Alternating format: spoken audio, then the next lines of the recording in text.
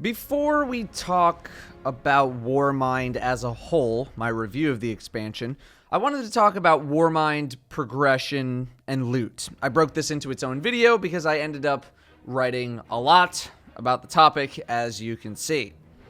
Right now, progression is character level based and not activity based. Well, it's sort of activity based, but it's mainly character based. What I mean by that is that rewards from every activity are directly tied to the level that your character is, and not by the level of the activity that you're in. This is why something like a flashpoint gives you really high level rewards despite them being ridiculously easy. Now, both systems are admirable to some degree. Both have positives and negatives. The way it is right now, where your light dictates your drops, that's good because it allows you to do any activity in the game and make progress. A lot of people like this concept. But with 3 different layers of expansions and level differences between all of them, well, that means we end up with a situation where the Nightfall, a previously high-level activity, is a 270 level strike and gives powerful rewards that give loot up to your power level. And Heroic Strikes are a 350 level activity, and besides your milestone for beating 3 of them, gives you the same quality blue items as every other activity in the game. This does not feel good as a player because you feel like you're not being rewarded for doing higher level content. Why is the person doing public events getting the same power loot that I am? Why does this happen? Well, the Nightfall is an activity that needs to be accessible to everyone who owns the base version of Destiny 2. How come? Because it's a trophy and an achievement, and having it not be available in the base version of the game means you can't get all of the achievements, which means Bungie fails certification of their game, which is bad for them if they want their game to stick around. This is what created issues in Curse of Osiris. If you didn't buy the expansion, you were locked out of Nightfall. This is good for non-Curse owners, not so good for reward to difficulty balancing. What do other games of this kind do? Well, most of them say, too friggin' bad, buy the expansion or you're getting left behind. The difference is that most MMOs don't have expansions every 3 to 5 months. Rather, they're multiple years apart, and they have content updates instead, which are available to everyone, and it is generally pretty accepted that if you want to keep playing an MMO, you get the expansion. So, Bungie needs to keep Nightfall around for everyone, but instead of creating a system where it's 270 for base game players, 310 for Curse players, and 365 for Warmind players, and then giving appropriate loot based on those levels, which I do not know why they have not done, we are stuck with the 270 Nightfall that gives loot way beyond its difficulty. Side note, if non-prestige Nightfall is going to be like this forever, just give it matchmaking at this point, because it is literally just a strike now. It is just a 270 strike. Just give it matchmaking. There is no reason not to have matchmaking on this iteration of Nightfall. I am personally anti-matchmaking for difficult activities because I'm very much afraid of Bungie nerfing those experiences to accommodate for random matchmaking. Nightfall is a joke now, so just give it matchmaking. Prestige Nightfall has sort of replaced the Nightfall experience for me anyway, but I don't think Nightfall should just be a 270 strike run. Normally, MMO progression works like this. You quest up to max level, you get to max level, you do post-campaign questing, then move into grinding dungeons or do some generic PvP activities, then move into higher level dungeons, and then finally raids and ranked PvP. All of these things normally have a set difficulty with a set range of items that they can drop in relation to their power.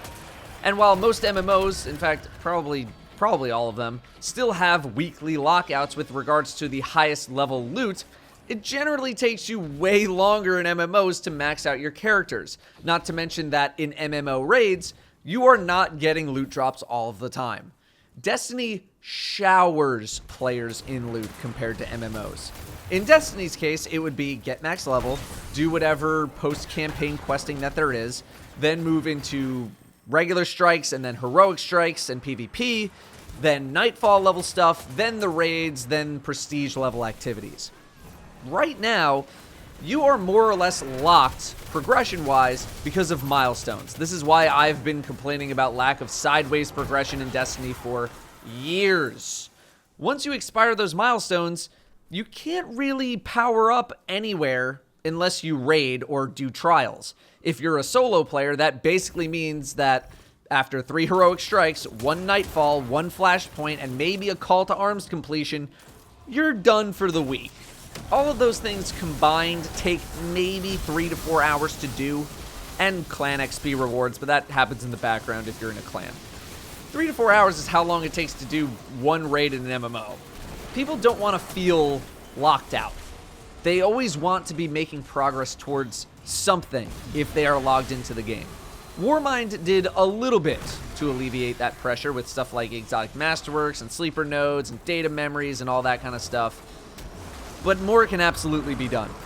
Although part of the issue is that things can move really fast when players are left to their own devices with unlimited loot. Destiny's progression is MMO-style progression in hyperspeed. We want grind, but we also want everything to be rewarding all the time at the same time. Every raid encounter must drop something. Strikes give 4 items. Crucible matches give 4 items. I don't know if we can necessarily have it both ways without a very large max power cap. Heroic strikes are the most egregious of the progression issue right now, but so are faction packages to a degree. Heroic strikes require power 350, but outside of your milestone, give you blue items and engrams that are below your current power level. A lot of people were anticipating heroic strikes to be the mid-game grind that you would do to get ready for raids. I thought this too. So people hit 340, 345 or whatever in Warmind, would do their milestones, and then just faceplant into a progress wall because hopping into heroic strikes would do nothing for you because loot is tied to your character's level and not the activity that you're doing. Therefore, it'll just be dropping you loot, not even loot. It's really just infusion levels that you already have. Could a combination of both things exist? Probably. I don't see why we couldn't have low-level milestones act the way they do now, then have harder content drop appropriate level loot, you know, a fusion of both systems. To get to 340, you could do whatever you want. Then from 340 to 360 or so could be done via heroic strikes or milestones or whatever. Then 360 to 370 would be Nightfall level stuff and the old raids. And then 370 to 380 is the new stuff and prestige level activities with low level milestones losing a lot of their effectiveness as you get higher to incentivize high level play. The fact that old raids at low powers reward such high level items is... I'm not sure. I feel like it's too easy to milk those old activities, but that's speaking as someone who gets to raid a lot. At the same time, you want to keep those raids relevant because it's just a good idea, but they're so rewarding. They have almost the same problem as the Nightfall. Faction packages in Destiny 1 also filled this mid-game grind gap a little bit, but faction packages are relegated to the same fate as blue level gear. They're just on-demand drops from tokens. It is considerably easier to level up the Vanguard in Destiny 2 than it was in Destiny 1 from a non-turning in materials point of view. If you do happen to raid in Destiny and you're able to hit all of the raid loot every week, that's another 18 powerful reward drops per character! 12 from Prestige Leviathan with the challenges before normal mode, 3 from Eater, 3 from Spire, that includes all secret chests. 18 per character, 18 powerful reward drops compared to 5 milestones for everybody else. And I don't even include trials. But Bungie was upfront about this, that those who engage with all of Destiny's activities will level faster than those who don't. Which makes sense. If you don't raid, don't expect the same power gains as someone who does. But solo players now feel excluded from the power grind completely because of this, and seek more solo player activities as a response because there's 5 general milestones, and then there's 18 endgame only reward options. That is very heavily skewed on the endgame side. Do some players specifically want 100% solo activities? Yeah, probably, and that's fine. I'm fine with that. But I think a deeper issue is that for Bungie to claim that this is a social game as much as they do, their social tools in-game are near non-existent. Nightfall matchmaking exists in the form of guided games, which should just be made into normal matchmaking, as I said earlier. There aren't enough in-game tools to get people paired up. MMOs have dungeon queues and dungeon finders and raid finders and guild search and all of this other stuff. Destiny has guided games, which already requires a group before you can even utilize it. And I'm not even done yet. These issues don't even cover another issue with progression, and that's just loot in general. Exotics were made way better, and that's great. That's very nice.